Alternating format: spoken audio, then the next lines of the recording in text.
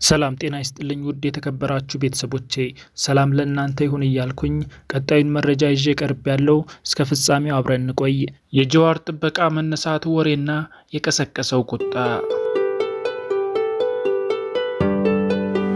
የኦሮሚያ ሚዲያ ኔትወርክ ዋና ዳይሬክተር ጀዋር መሐመድ በመንግስት ተመድበውለት የነበሩት የደህንነት ጥበቃ አባላት በምሽት እንዲነሱብኝ ታዘዋል በሚል በማህበራዊ ሚዲያ ላይ ያስተላለፈው መልእክት ቁጣና ተቃውሞን ቀሰቀሰ።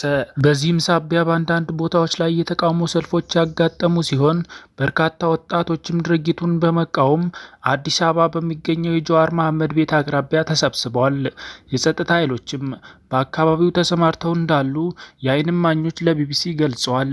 ይህንንም በተመለከተ ቢቢሲ የፌዴራል ፖሊስ የህዝብ ግንኙነት ዳይሬክተር ስለ ጉዳዩ ማብራሪያ እንዲሰጡን ጠይቆ ምንም የሚያውቁት ነገር እንደሌለ ተናግረዋል።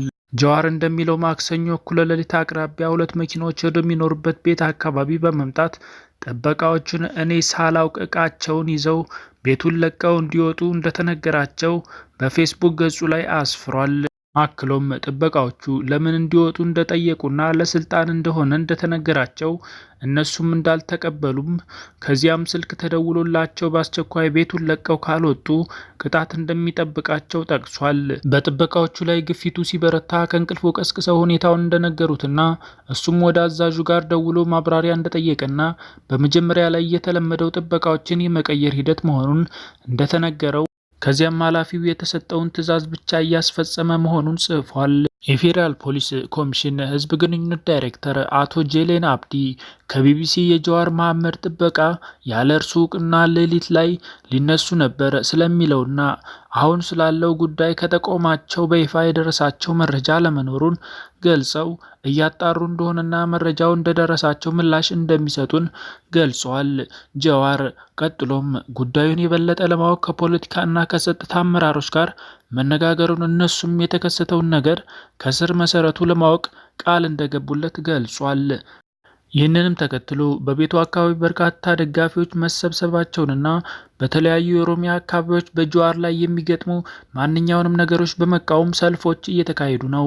በአንዳንድ ቦታዎችም መንገዶች መዘጋታቸውንና የተሽከርካሪዎች እንቅስቃሴ መገታቱን በተለያዩ የማህበራዊ ሚዲያዎች ላይ በአካባቢያቸው ያለውን ሁኔታ በተመለከተ የሚገልጹ ሰዎች በፎቶ ጭምር እያመለከቱ ነው። ምንጭ ቢቢሲ። ትናንት አዲስ አበባ ውስጥ ሲካሄዱ የነበሩ ስብሰባዎች በቡድን በመጡ ወጣቶች መስተጓጎላቸው ተነግሯል።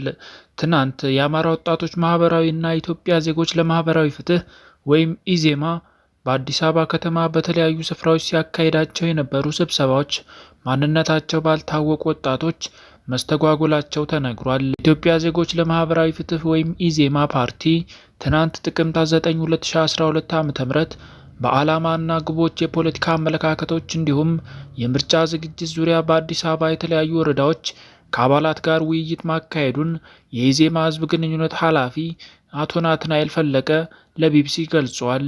ይሁን እንጂ ስብሰባው ከተካሄደባቸው ስፍራዎች መካከል ንፋስ ስልክ ላፍቶ ክፍለ ከተማ ወረዳ 06 በምርጫ ወረዳ አጠራር ምርጫ ወረዳ 19 የነበረው ስብሰባ ከመጀመሩ በፊት የተወሰኑ ወጣቶች ስብሰባው አይደረግም፣ ሰዎች ወደ አዳራሹ አይገቡም የሚል ክልከላ አድርገው እንደነበር ይገልጻሉ። በወቅቱ አባላቶቻችን ተረጋግተው ሰዎችን ለማረጋጋት ሞክረዋል የሚሉት የህዝብ ግንኙነት ኃላፊው ሁኔታውን መቆጣጠር እንደማይቻል ሲገነዘቡ ፖሊስ እንዲጠራ መደረጉን ተናግረዋል። አቶ ናትናኤል ስብሰባውን ለማካሄድ ፈቃድ አግኝተው ወረዳ 06 ግቢ ውስጥ የሚገኝ አዳራሽ መጠቀማቸውን ይናገራሉ። እኛ ማሳወቅ የነበረብን ሰዎች አሳውቀን ነው አዳራሹን የተከራየ ነው። ለፖሊስም ቀደም ብለን አሳውቀን ነበር። ማድረግ ያለብንና አድርገናል ይላሉ። ወጣቶቹ ስብሰባው አይካሄድም ያሉበት ምክንያት ምን እንደሆነ የተጠየቁት የህዝብ ግንኙነት ኃላፊው እንዲሁ በደፈናው እዚህ ስብሰባ አታደርጉም የሚል ምክንያት እንጂ ዝርዝር ነገር አለመናገራቸውን ያስረዳሉ። ስብሰባው እንዳይካሄድ ያስተጓጎሉ ወጣቶች አዳራሹ ላይ የነበሩ ባነሮችንና ሰንደቅ ዓላማዎችን እንዳወረዱና የንፋስ ስልክ ላፍቶ ክፍለ ከተማ ፖሊስ በቦታው ደርሶ ወጣቶችን ገለል ስላደረገ ስብሰባው መካሄዱን ይገልጻሉ። ወጣቶቹ ቁጥራቸው 20 ይሆናል የሚሉት ኃላፊው የፓርቲው አባል ያልሆኑና በአካባቢው የሚታወቁ ሰዎች እንዳልሆኑ በአካባቢው አባል የሆኑ ሰዎች እንዳረጋገጡላቸው ገልጿል። ሌላውን ስራ ለፖሊስ ትተናል ብለዋል። በዕለቱ በሌሎች ወረዳዎች የተካሄዱት የኢዜማ ስብሰባዎች ችግር ሳያጋጥማቸው በተሳካ ሁኔታ መጠናቀቃቸውን ለቢቢሲ ተናግረዋል። በንፋስ ስልክ የነበረው ውይይት መጀመሪያ ላይ ቢስተጓጎልም በመጨረሻ መካሄዱን የህዝብ ግንኙነት ኃላፊው አክለዋል። አቶ ናትናኤል በተፈጠረው ችግር በሰው አካል ላይ የደረሰ ጉዳት አለመኖሩን አስረድተዋል። በተያያዘ ትናንት በአቃቂ ቃሊቲ ወረዳ 09 ልዩ ስሙ ኮየፈጬ ተብሎ በሚጠራ ስፍራ የአማራ ወጣቶች ማህበር አባላት ሲያደርጉት የነበረው ስብሰባ በሌሎች ወጣቶች እንዲበተን መደረጉ ተናግሯል። ከስብሰባው አስተባባሪዎች መካከል አንዱ የሆነው በለጠ ተገኘ ለቢቢሲ ሲናገር ስብሰባው የአማራ ወጣቶች ማህበር ሪፖርት በመስማትና የጠቅላይ ሚኒስትሩን የሰላም ኖቤል ሽልማት በማስመልከት ደስታ ለመግለጽ ታስቦ የተዘጋጀ መድረክ እንደነበር ይገልጻል። በማገባደድ ላይ ያሉ ከቀኑ 6 ተኩል አካባቢ ማንነታቸው ያልታወቁ ወጣቶች ወጥተው የግቢውን ዘበኛ ጥሰው በማለፍ እኛ ወደ ተሰበሰብንበት 4ኛ ፎቅ መውጣት ጀመሩ የሚለው ወጣት በለጠ ደረጃው ላይ የስብሰባው ተሳታፊ ወጣቶች እንዲያግዷቸው መደረጉን ይገለጻል። በተሰብሳቢዎቹና ከውጭ በመጡት ሰዎች መካከል በተፈጠረ ፍጥጫ ለመውጣትም አስቸጋሪ በመሆኑ ጠዋት 1 ሰዓት እንደገባን ቁርስም ምሳም ሳንበላ እስከ ከሰዓት ድረስ እዚያው ታግተን ለመዋል ተገደናል ይላል። ከታች ሆነው ድንጋይ ሲወረውሩባቸው እንደቆየ የገለጸው በለጠ የሚወረወረው ድንጋይ የህንፃውን መስኮት መሰባበሩን ተናግሯል። ግቢ ውስጥ ህጻናት የያዙ እናቶችና በተሽከርካሪ ወንበር የሚሄዱ ሰዎች ስለነበሩ እነሱ ላይ ጉዳት እንዳይደርስ በማሰብ ቀሪዎቹ ወጣቶች የሚደርስባቸውን ጥቃት መከላከላቸውን ተናግረዋል። ፖሊስ ነገሮችን ካረጋጋ በኋላ ኤፍኤስአር የጭነት መኪና እና ከኋላው ክፍት በሆነ ፒካፕ ተሽከርካሪዎች እየታገዘ ተሰብሳቢዎችን ከስፍራው ማስወጣቱን በለጠ ይናገራል።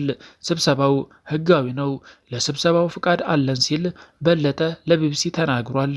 በጉዳዩ ላይ አስተያየት እንዲሰጠን የፌዴራል ፖሊስ፣ አዲስ አበባ ፖሊስና ችግር ተፈጥሮባቸዋል በተባሉ የክፍለ ከተማ ፖሊስ ጋር በተደጋጋሚ ስልክ ቢቢሲ ቢደውልም ሊያገኛቸው አልቻለም ሲል ዘግቧል። ዛሬም ቦሌ ቡልቡላ አካባቢ የጸጥታ መደፍረስ አጋጥሞ የጸጥታ አስከባሪዎች በቦታው ተሰማርተው እንደነበርና አምቡላንሶችም በስፍራው በስፋት መታየታቸውን የዓይን እማኞች ለቢቢሲ ተናግረዋል። በጉዳዩ ላይ የሚመለከታቸው የመንግስት አካላት ለመጠየቅ የምናደርገውን ጥረት ይቀጥላል ብሏል ቢቢሲ። ምንጭ ቢቢሲ።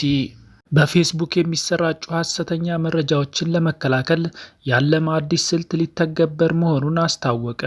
ፌስቡክ የሚሰራጩ ሐሰተኛ መረጃዎችን ለመከላከል ያለመ አዲስ ስልት ሊተገብር መሆኑን አስታወቀ።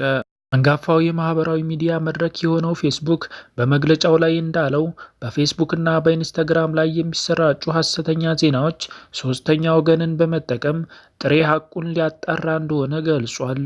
ፌስቡክ በቅርቡ ጥሬ ሐቅ አረጋጋጭ ፕሮግራሙን ከሰሃራ በታች ባሉ 10 ሀገራት ያስፋፋ ሲሆን እነዚህም ኢትዮጵያ፣ ዛምቢያ፣ ሶማሊያ፣ ቡርኪና ፋሶ፣ ኡጋንዳ፣ ታንዛኒያ፣ ዲሞክራቲክ ሪፐብሊክ ኮንጎ፣ አይቮሪ ኮስት፣ ጊኒ እና ጋና ናቸው። የአፍሪካ ፖሊሲ ዋና ኃላፊ ኮጆ ቦኪ እንዳሉት ፕሮግራሙ እንደ አፍሪካ ቼክ፣ ፒስ ቼክ፣ ዱባዋ፣ ፍራንስ 24 እና ኤኤፍኤፍፒ ፋክት ቼፕ ካሉ አጋር ድርጅቶች ጋር በጋራ በመሆን ይተገበራል። እነዚህ ድርጅቶች በፌስቡክ ላይ የሚሰራጩ ሐሰተኛ መረጃዎችን ለመዋጋት አንድ እርምጃ መሄድ ትኩረት የምንሰጠው ኃላፊነት ነው። ሐሰተኛ ዜና ምን ያህል ችግር እንደሆነ እናውቃለን። በመሆኑም ችግሩን ለመፍታት እነዚህን እርምጃዎች ወሳኝ ናቸው ብለዋል ኃላፊው። ኮች ቦኬ ያክለውም ሶስተኛ ወገን ጥሬ ሐቅ አረጋጋጭ ብቻውን ለችግሩ መፍትሄ ባይሆንም ሰዎች ፌስቡክ ላይ የሚያዩቸውን መረጃዎች ጥራት ለማሻሻል ከሚያከናውኗቸው በርካታ ተግባራት መካከል ይህ አንዱ ነው። በርካታ ስራዎችን አከናውነናል።